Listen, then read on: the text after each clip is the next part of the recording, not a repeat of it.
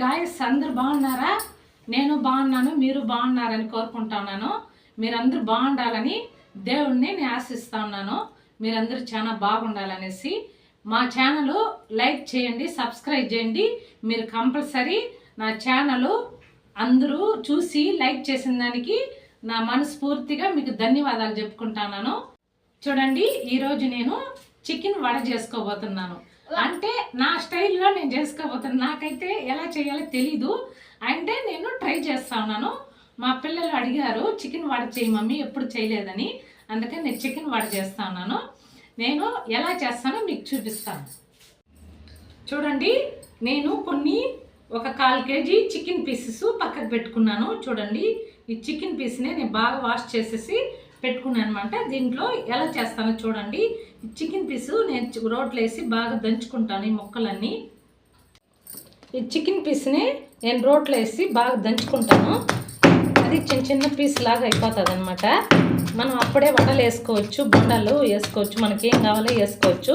నేనైతే ఇప్పుడు వడలు కాలుస్తున్నాను.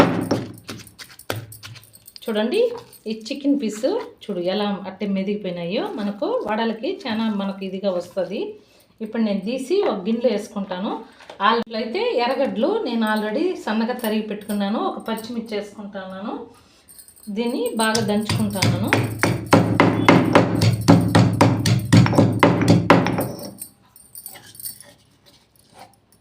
కొద్దిగా సాల్ట్ వేసుకున్నాను, కొద్దిగా పసుపు పొడి వేసుకున్నాను, కొద్దిగా మిరప్పొడి వేసుకుంటాను.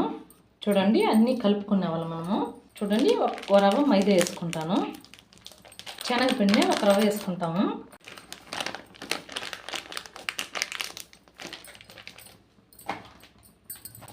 ఇప్పుడు దీన్ని బాగా కలుపుకుందాము.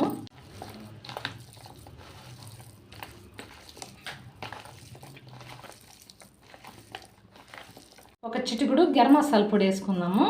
అప్పుడే మనకు టేస్ట్ అనేది బాగుంటుంది.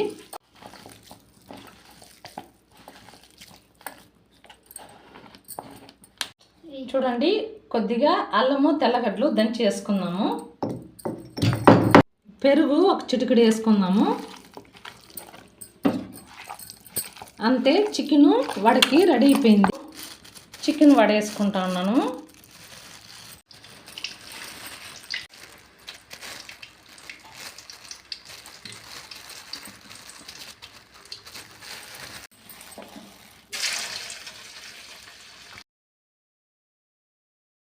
ఈ వడలు ఉడికేగడికి నేను నా ఫ్యామిలీ గురించి మీకు చెప్పాలనుకుంటా ఉన్నాను. నాకైతే ముగ్గురు, పెద్దనైనా చిన్నైనా మా నాయన ముగ్గురు అన్నదమ్ముళ్ళు.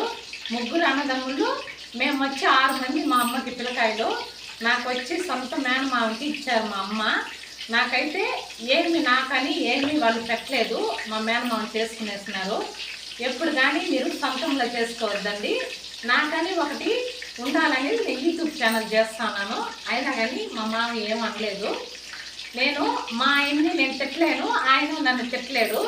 అట్లా ఉంటుంది సొంతంలో చేసుకుంటే. అదే బయట అయితే మనం ఎంతైనా కొట్లాడుకోవచ్చు.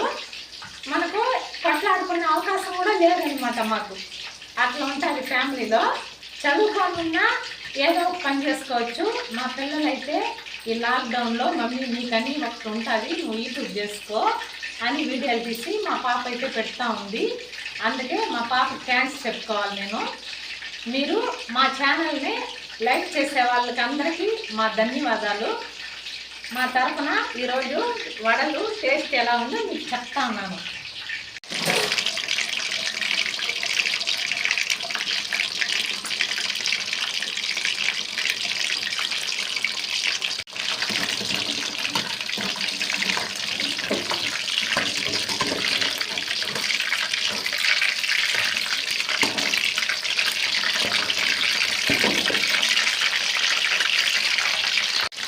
వడలు అయితే ఉడికిపోయినాయి. దీన్ని ఒక గిన్నెలోకి తీసుకునేద్దాము.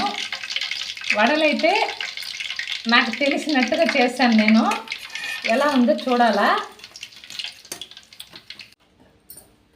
పుత్తూరులో అయితే వర్షము ఎక్కువగా వస్తుంది.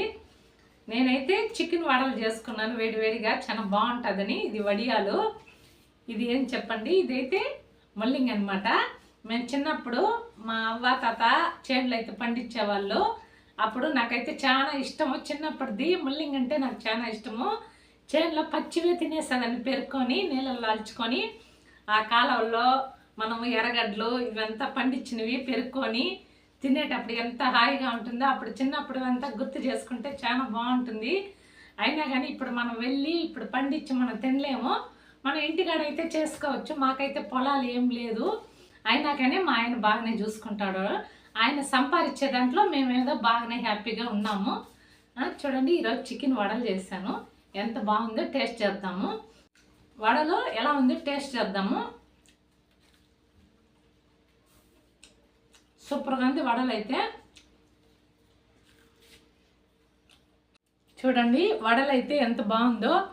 నేను టేస్ట్ చేస్తున్నాను. ఇది ముల్లంగి.